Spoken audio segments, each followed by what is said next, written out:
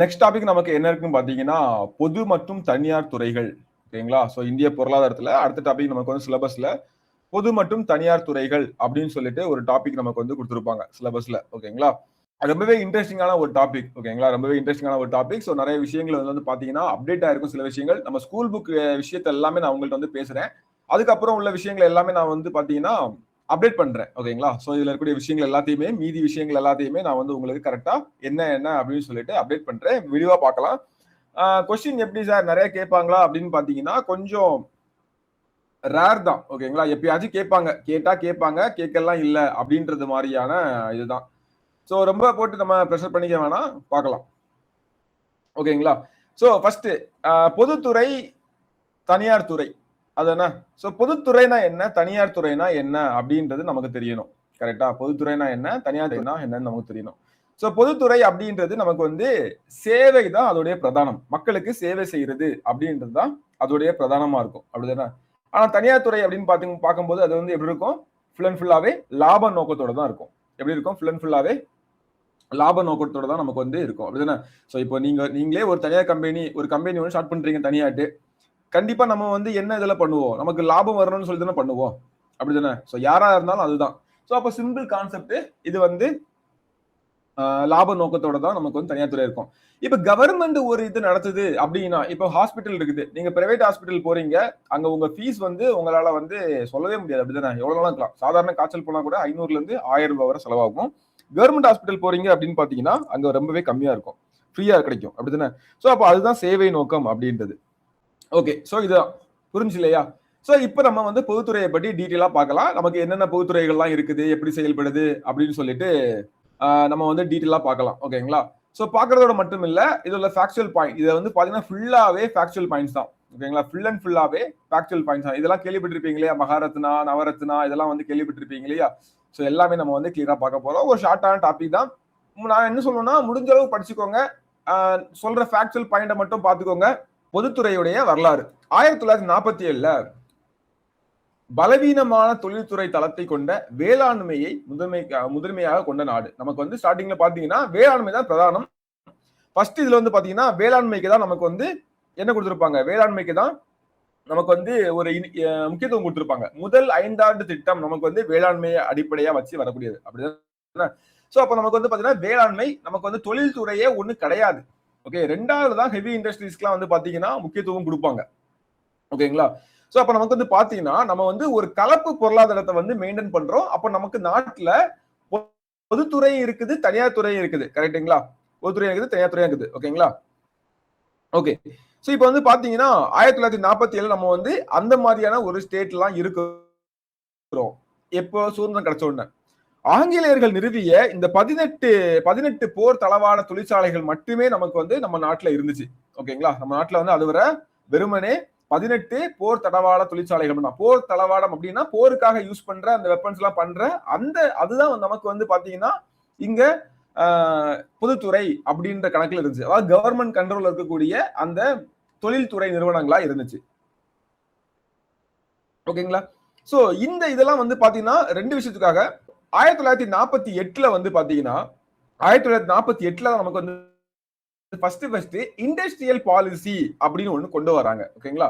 So 1948 வந்து பாத்தீங்கன்னா நமக்கு வந்து என்ன கொண்டு வராங்க? முதல் தொழில்துறை கொள்கை தீர்மானம். ஓகேங்களா? இண்டஸ்ட்ரியல் பாலிசி கொண்டு வராங்க. ஓகேங்களா? சோ அதாவது என்ன சொல்றாங்க அப்படின்னா இது வந்து கவர்மெண்ட் ஒரு ரூல் புக் வெளியிடுறாங்க வச்சுக்கோங்களேன். அந்த மாதிரி யார் யார் என்ன பிசினஸ் பண்ணலாம், எப்படி பண்ணலாம், அதுக்கான லைசன்ஸ் எப்படி வாங்கலாம் அப்படின்ற மாதிரியான இதை கொண்டு வரதான் இது. சோ இதுவும் எதுக்கு கொண்டு வராங்க அப்படின்னு பாத்தீங்கன்னா அந்த பம்பாய் திட்டம் 1946ல போட்டிருப்பாங்க. அதை கட்டமைக்கிறதுக்காக தான். அதுக்கு கீழே தொழில்துறையை ஊக்குவிக்கிறதுக்காக அதுக்காக கொண்டு வந்ததுதான் இது. இப்ப இந்த லைன் ரீட் பண்ணி பாருங்க. பம்பாய் திட்டம் 1946. அந்த பம்பாய் திட்டத்தை கட்டமைக்க 1948ஆம் ஆண்டு முதல் தொழில்துறை கொள்கை தீர்மானத்தின் அறிவிப்பில் தொழில்துறை வளர்ச்சியின் யுக்திகள் பரந்த வரையறைகளை கொண்டு வகுத்தது. ரொம்ப ஃப்ரீயா. ஓகேங்களா? நிறைய பேருக்கு வந்து பாத்தீங்கன்னா ஈஸியா ரொம்ப லேட்டரா தான் கொஞ்சம் டைட்டன் பண்ணிருப்பாங்க. ஓகே. சோ இப்போ வந்து பாத்தீங்கன்னா 1950ல திட்டக்குழு ஒண்ணு ஃபார்ம் பண்றாங்க. 1950ல திட்டக்குழு ஒண்ணு ஃபார்ம் பண்றாங்க. ஓகேங்களா? சோ அப்புறம் 1951 வந்து பாத்தீங்கன்னா தொழில்துறை சட்டம் வந்து ஈட்டுறாங்க. 1950 வந்து பாத்தீங்கன்னா திட்டக்குழு பிளானிங் கமிஷன் அப்படின்னு பார்க்கும்போது இது வந்து எக்கனாமியை பிளான் பண்றதுக்காக, ஓகேங்களா, அதுக்காக அமைக்கப்பட்டது. இதனுடைய பேசிஸ்லாம் நமக்கு வந்து என்னது 5 ஆண்டு திட்டங்கள்லாம் நிறைவேற்றுவாங்க. அப்ப 51 தொழில்துறை சட்டம் ஏத்துறாங்க. 51 தான் முதல் 5 ஆண்டு திட்டமும் வருது, ஓகேங்களா. சோ இப்போ 1951 தொழில்துறை சட்டம் இண்டஸ்ட்ரியல் ஆக்ட்ல என்ன சொல்றாங்கன்னா, ஒரு கம்பெனி ஓபன் பண்ணணும், கவர்மெண்டோட பெர்மிஷன் வந்து கம்பல்சரியா இருக்கணும் அப்படின்னு சொல்றாங்க. 1956 2வது 5 ஆண்டு திட்டம். சோ இதுல வந்து பாத்தீங்கன்னா இதுல தொழில்துறைக்கு முக்கியத்துவம் கொடுக்கறாங்க. தொழில்துறை கொள்கை திட்டமும் நேருவின் தேசிய தொழில்மயமாக்கல் கொள்கையை பூர்த்தி செய்ய பொது நிறுவனங்களின் வளர்ச்சி வலியுறுத்துது, ஓகேங்களா. அப்போ எப்படி ஸ்டார்ட் ஆகுது? 1947 நமக்கு ஒண்ணுமே கிடையாது. பிரிட்டிஷார் வச்சிருந்தா அந்த 18 போர் தளவாட தொழிற்சாலை இருக்குது. முதல்ல 1948 அந்த முதல் தொழில்துறை கொள்கையை வந்து தீர்மானிக்கிறாங்க. அதுக்கப்புறம் 1950 வந்து பாத்தீங்கன்னா திட்டக்குழு வந்து ஃபார்ம் பண்றாங்க. எதுக்காக? பிளான் பண்றதுக்காக. 51 முதல் 5 ஆண்டு திட்டத்துல நம்ம வந்து பாத்தீங்கன்னா மேஜரா எதை பற்றி தான் பேசுறோம்? விவசாயம் பற்றி தான் பேசுறோம். 51 தொழில்துறை சட்டங்கள் ஏற்றுறாங்க. அப்புறம் தான் 56 நமக்கு வந்து 2வது 5 ஆண்டு திட்டத்துல வந்து இதெல்லாம் கொண்டு வரும். 56 கூடவே தொழில்துறை கொள்கை திட்டமும் நேருவின் தேசிய தொழில்மயமாக்கல் கொள்கையை பூர்த்தி செய்ய பொது நிறுவனங்களின் வளர்ச்சியையும் வலியுறுத்துது. இதுக்கப்புறம் பாத்தீங்கன்னா 1991 எல்பிஜி ரிஃபார்ம் ஒன்று நடக்குது. ரொம்ப ஃபேமஸ் ஆனது எல்பிஜி ரிஃபார்ம், ஓகேங்களா. சோ நிறைய எக்கனாமிக் கிரைசிஸ் வருது. அப்ப இந்தியா வந்து நிறைய விஷயத்தை விட்டு கொடுக்க வேண்டிய ஆகுது. இதனால தனியார் துறைக்கெல்லாம் நிறைய சுதந்திரம் வந்து கொடுக்குறாங்க. லைசன்ஸ் எல்லாம் ஃப்ரீ பண்றாங்க, நிறைய விஷயங்கள் பண்றாங்க. இப்படியாட்டு லிபரலைசேஷன், பிரைவேடைசேஷன், அதுக்கப்புறம் வந்து பாத்தீங்கன்னா குளோபலைசேஷன், எல்பிஜி, ஓகேங்களா. இதை பற்றி விரிவா பின்னாடி பார்ப்போம். லிபரலைசேஷன், பிரைவேடைசேஷன், குளோபலைசேஷன் அப்படின்னு சொல்லிட்டு நம்ம சொல்லுவோம், ஓகேங்களா. தாராளமயமாதல், அப்புறம் பிரைவேடைசேஷன் வந்து தனியார் மயமாதல், அப்புறம் வந்து பாத்தீங்கன்னா குளோபலைசேஷன் உலகமயமாதல் அப்படின்றதுக்கு நம்ம வந்து போறோம், ஓகேங்களா. ஓகே, இந்திய பொதுத்துறை நிறுவனங்களின் தந்தை யார் அப்படின்னு சொல்லி கேட்பாங்க. யாருன்னு பாத்தீங்கன்னா டாக்டர் வி கிருஷ்ணமூர்த்தி, ஓகேங்களா. இவர் தான் இந்த பொதுத்துறை நிறுவனங்களை முன்னாடி எடுத்து செலவரு.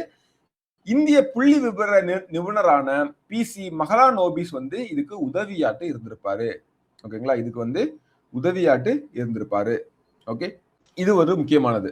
ஓகேவா, புரிஞ்சா? ஓகே, அப்ப நம்ம இதுவரை உள்ள ஜஸ்ட் ஒரு ஹிஸ்டரி மட்டும் ஷார்ட்டா நம்ம வந்து பார்த்துட்டோம், ஓகேவா. எல்லா பாயிண்டையும் நம்ம வந்து நோட் பண்ணிக்கலாமா?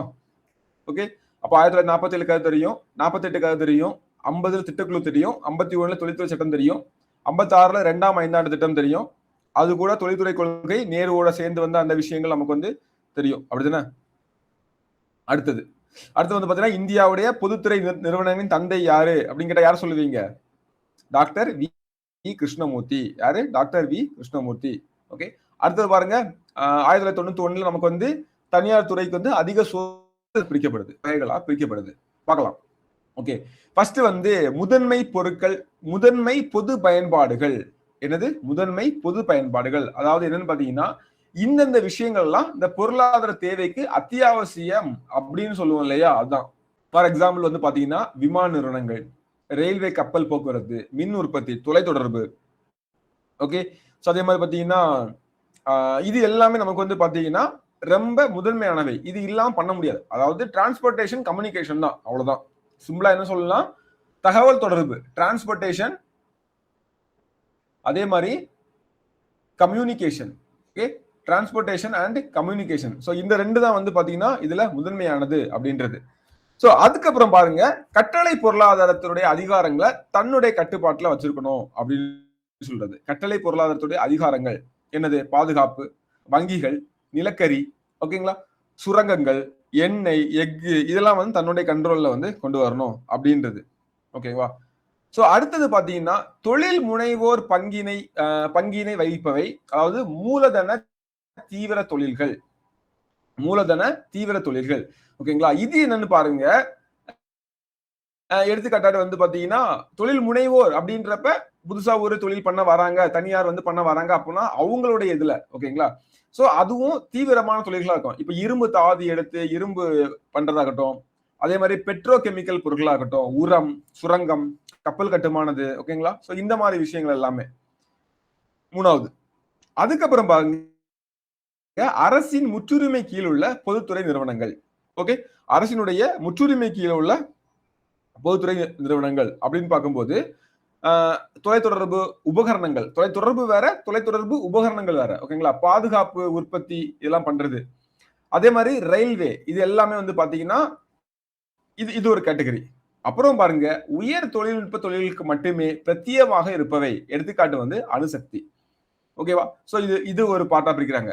அதுக்கப்புறம் இதெல்லாம் ஈஸி, உங்களுக்கு ஈஸியாக கொண்டு வந்துடலாம். நுகர்வோர் சார்ந்த பொதுத்துறை நிறுவனங்கள், எடுத்துக்காட்டு மருந்து, காகிதம், உணவகம், இதெல்லாமே.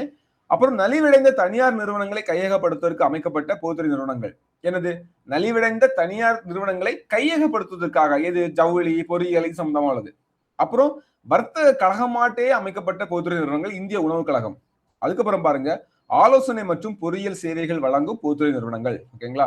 சோ இந்த மாதிரி ஒரு 8 கேட்டகரியா, சாரி 9 கேட்டகரியா நமக்கு வந்து பிரிக்கிறாங்க. ஓகே, அப்ப பொதுத்துறைகளை வந்து பாத்தீங்கன்னா 9 வகைகளா நமக்கு வந்து பிரிச்சிருக்காங்க. ஓகே, பொதுத்துறைகளை 9 வகைகளா நமக்கு வந்து பிரிச்சிருக்காங்க. அவ்வளவுதான்.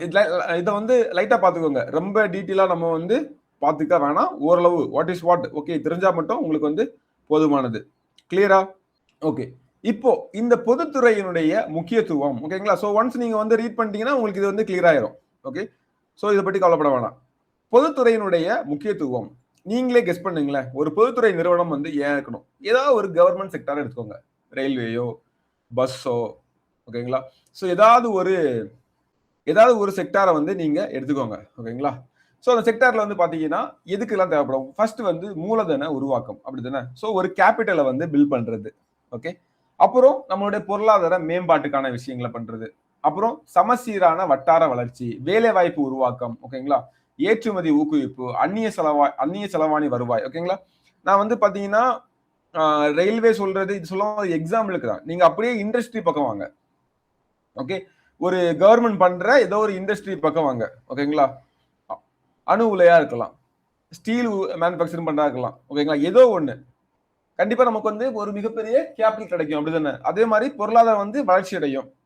ஓகே, அதே மாதிரி எல்லா இடங்களும் பொதுத்துறையுடைய நோக்கம் வந்து பாத்தீங்கன்னா, இப்ப கவர்மெண்ட் பிரைவேட் வந்து அவனுக்கு எங்க வசதியா இருக்கோ அதான் வைப்பான்.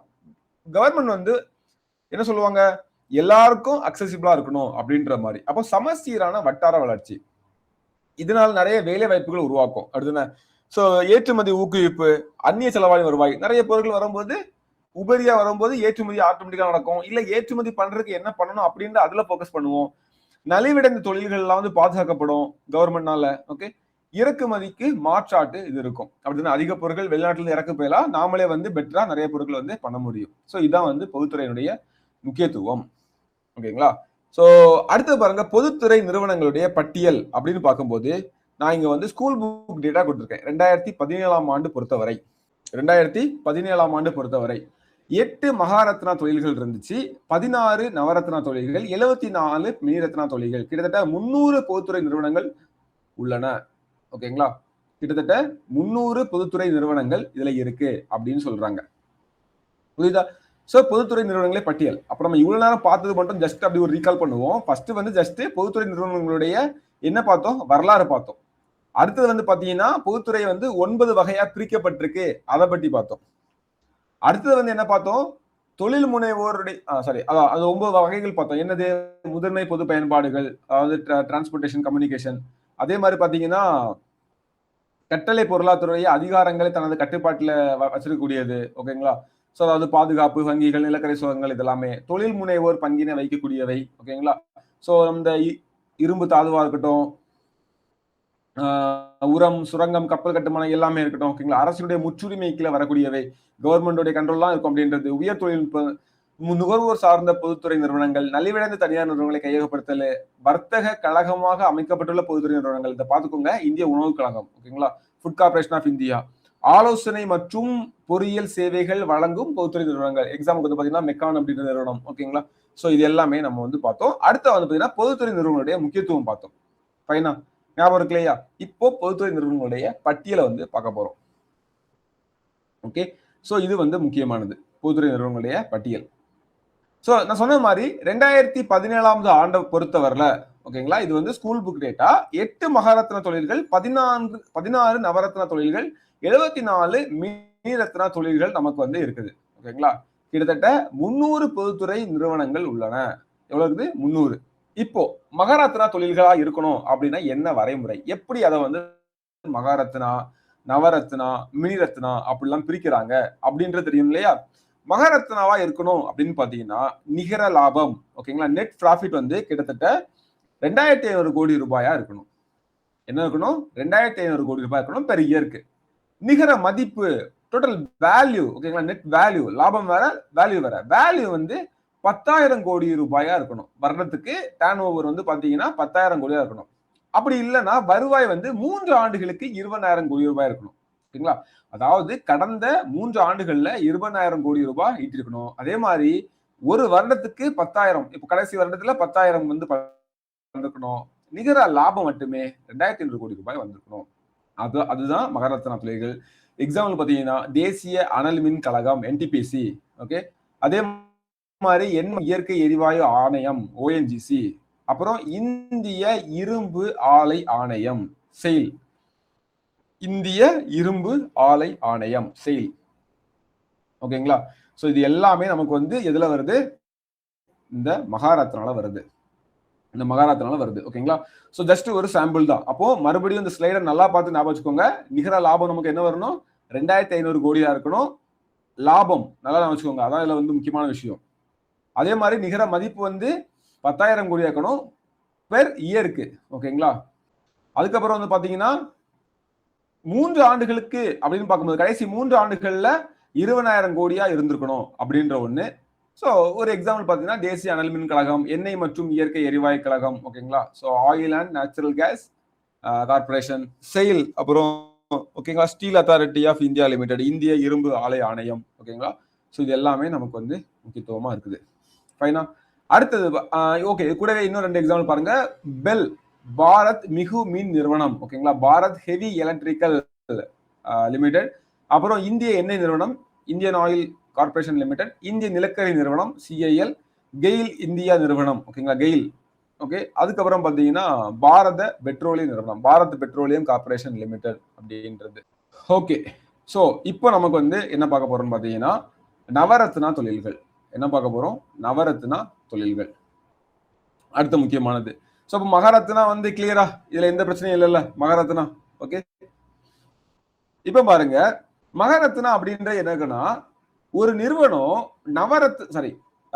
நவரத்னா ஒரு நிறுவனம் நவரத்னவா இருக்கணும் அப்படின்னா அவருடைய நிகர லாபம், நிகர மதிப்பு, மொத்த மனித வள செலவு, மொத்த உற்பத்தி செலவு, ஓகே, சேவைகளில் செலவு, தேய்மானத்தின் முன் லாபம், வட்டி மற்றும் வரிகள் ஆகியவற்றிலிருந்து குறிப்பிட்ட மதிப்பை வந்து எட்டணும். ஓகேங்களா, முதல்ல அது வந்து மினிரத்னாவா இருக்கும்.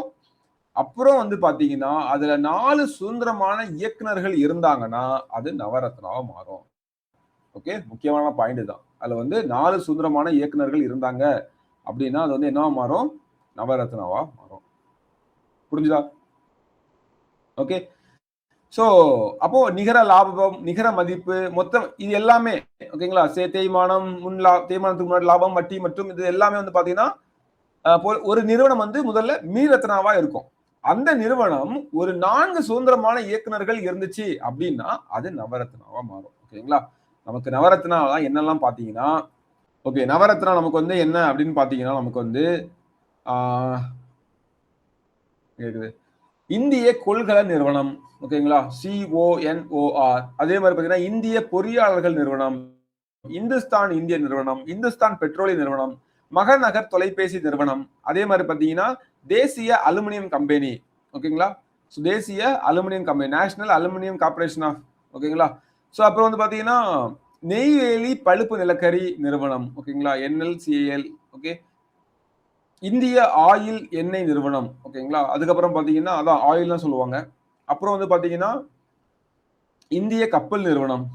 ஓகே, இது எல்லாமே வந்து பாத்தீங்கன்னா நமக்கு ஸ்கூல் புக் டேட்டா படி நவரத்னா.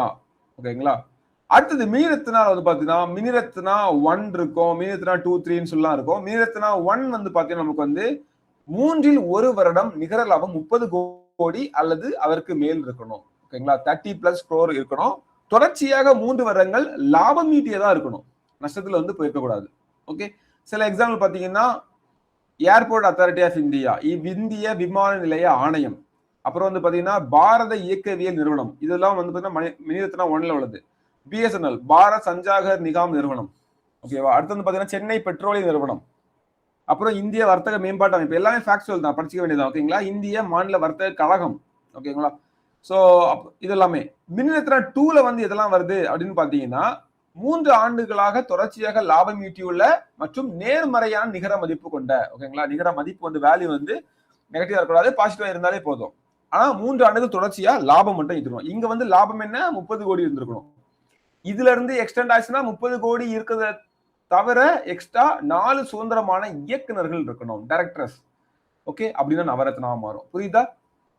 அப்போ மினிரத்னா வந்து 3 ஆண்டுகள் தொடர்ச்சியாக லாபம் ஈட்டியிருக்கணும், நேர்மறையான நிகர மதிப்பு கொண்ட தொழில்களா இருக்கணும். ஓகேங்களா, ஸோ எக்ஸாம்பிள் பார்த்தீங்கன்னா ஹெச்எம்டி, அப்புறம் வந்து இந்திய மருந்து மற்றும் உபகரணங்கள் நிறுவனம், மருத்துவ உபகரணங்கள் நிறுவனம், எம்பிசிஎல், மெக்கான் நம்ம ஆல்ரெடி பார்த்தோம், கனிம ஆய்வு நிறுவனம், தேசிய திரைப்பட மேம்பாட்டு கழகம். ஓகேங்களா, வேற என்ன, பாரத பம்புகள் அமுக்கிகள் நிறுவனம். ஓகேங்களா, ஸோ இது எல்லாமே இது கீழே வரக்கூடியது மினிரத்னால. ஓகே, ஸோ இதான் வந்து பொதுத்துறை நிறுவனங்கள் அப்படின்னு சொல்றது. அடுத்தது தனியார் துறை நிறுவனங்கள் அப்படின்னா என்ன? தனியார் துறை நிறுவனங்கள் அப்படின்றது தனிநபர் அல்லது நிறுவனங்களுக்கு சொந்தமான, அவர்களால் கட்டுப்படுத்தப்பட்டு மற்றும் நிர்வகிக்கப்படுபவை. என்னது? தனிநபர் அல்லது ஏதோ ஒரு நிறுவனம். நிறுவனம்னா 2-3 சேர்ந்து பார்ட்னர் தான் நிறுவனம். அப்படின்னா தனிநபர் அதுவே வந்து இதுவா மாறுறோம். ஓகேவா, சோ அப்போ தனிநபர் அல்லது நிறுவனங்களுக்கு சொந்தமான, அவர்களால் கட்டுப்படுத்தப்பட்டு மற்றும் நிர்வகிக்கப்படுபவை. ஓகே, சோ சில முக்கியமான பாருங்க, இன்ஃபோசிஸ் எல்லாமே உங்களுக்கு தெரியும். அப்படின்னா இது வந்து என்ன இதுல வருது, தகவல் தொழில்நுட்பம், ஐடி ஃபீல்ட்ல வருது. அப்படின்னா ஐடி துறையோட முன்னோடி அப்படின்னே சொல்லலாம்.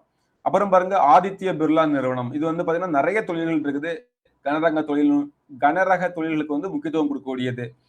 ரிலையன்ஸ் இண்டஸ்ட்ரியஸ் நிறுவனங்கள் இருக்குது. ஓகேங்களா, சோ வந்து பாத்தீங்கன்னா இவங்களும் நிறைய பண்றாங்க. இந்தியாவோட ஒரு மிகப்பெரிய நிறுவனமா இருக்குது டாடா குழும நிறுவனங்கள். ஓகேங்களா, சோ டாடா குரூப்ஸ் வந்து பாத்தீங்கன்னா இரும்பு, டாடா ஸ்டீல் ரொம்ப ஃபேமஸ், வாகனங்கள் உற்பத்தி பண்றது, டாட்டாவுடைய காரா இருக்கட்டும், ட்ரக்ஸா இருக்கட்டும், எதுனாலும். ஓகேங்களா, டாட்டாவுடைய 4 வீலர்ஸ் நிறைய இருக்குது. அப்புறம் வந்து ஐடி செக்டர்ல இருக்காங்க. அப்படிதானே, டாடா டிசிஎல் இருக்குது, டிசிஎஸ் இருக்குது, அப்புறம் வந்து பாத்தீங்கன்னா டாடா ஏஜென்சிஸ் இருக்குது. ஓகேங்களா, அது தனியா ஒன்று இருக்குது. இந்த மாதிரி நிறைய இருக்காங்க. விப்ரோ, இவங்களும் ஐடி தான் மெயினாட்டு. ஓகே, ஸோ அதுக்கப்புறம் பார்த்தீங்கன்னா இந்துஸ்தான் யூனிலிவர் நிறுவனம் சொல்லவே வேண்டாம். நீங்க உங்களுடைய டூத் பேஸ்ட் எடுத்து பாருங்க போட்டிருக்கோம், உங்களுடைய சோப் எடுத்து பாருங்க போட்டிருக்கோம். ஓகேங்களா, நீங்க வாங்கக்கூடிய பெரும்பாலான பொருட்கள் வந்து அதாவது பெரும்பாலும் நுகர்வோர் பொருட்கள் வந்து ஃபோக்கஸ் பண்றது. ஐசிஐசிஐ வங்கி நிறுவனம். ஓகேங்களா, எல்லாத்துலயும் சுமார் ஹெட்டிங் ஒரு எக்ஸாம்பிள் கொடுத்துருக்கேன்.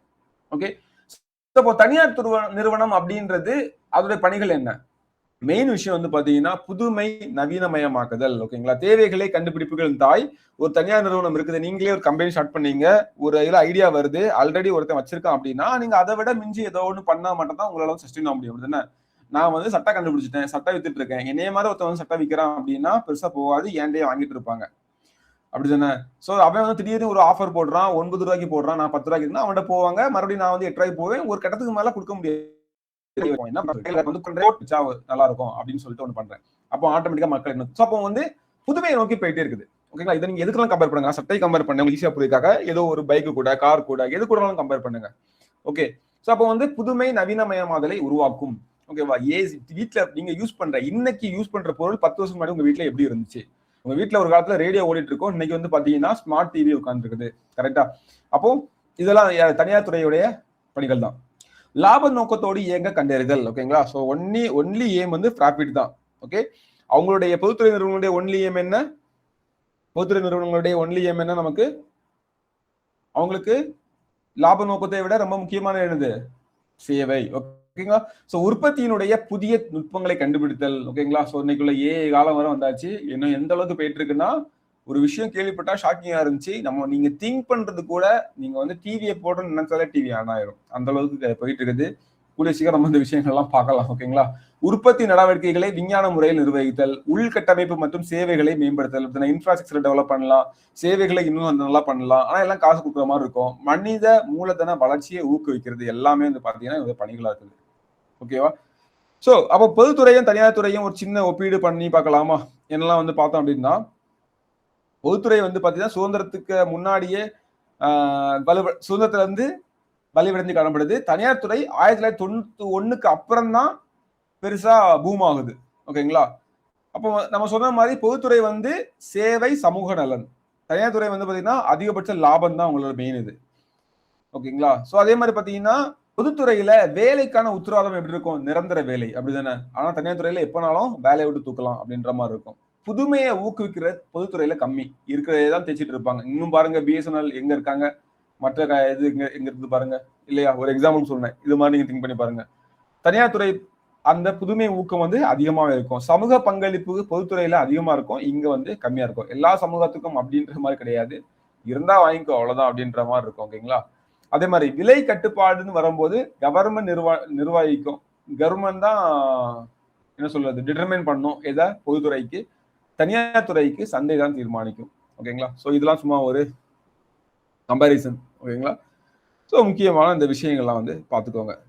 சோ பொதுத்துறையோட தந்தை யாரு? Doctor V Krishnamurthy. சுதந்திரத்தின் போது எத்தனை போர் தளவாடங்கள் இருந்துச்சு? 18 இருந்துச்சு அப்படிதானே? திட்டக்குழு எப்ப அமைச்சாங்க? 1950. சோ 2017ல எத்தனை மகாரத்னா நிறுவனங்கள் இருந்துச்சு? 8 இருந்துச்சு. 2017ல நவரத்ன நிறுவனங்கள் 16 இருந்துச்சு. மீரத்னா 74 இருந்துச்சு அப்படிதானே? மொத்தம் கிட்டத்தட்ட 300 நிறுவனங்கள் இருந்துன்னு சொல்லி பார்த்தோம். கரெக்டா? சோ இதான் நமக்கு வந்து பாத்தீங்கன்னா ஆன் தி ஹோல் இதுல உள்ளது ஒரு சின்ன டாபிக் தான். ஜஸ்ட் இதுல வந்து அப்டேட் மட்டும் பண்ணுங்க. இதுல ஏதாவது கரண்ட் அஃபேர்ஸ்ல வரும்போது நவரத்னா, மகரத்னா, மீனத்னா வந்துச்சுன்னா அதை மட்டும் கொஞ்சம் தெளிவா வந்து பாத்துக்கோங்க. ஓகேங்களா? சோ வேற எதுவும் இதுல பெருசா இல்லை. Okay, thank you. அடுத்த கிளாஸ் நம்ம வந்து மீதி உள்ள விஷயங்களை கன்டினியூ பண்ணுவோம்.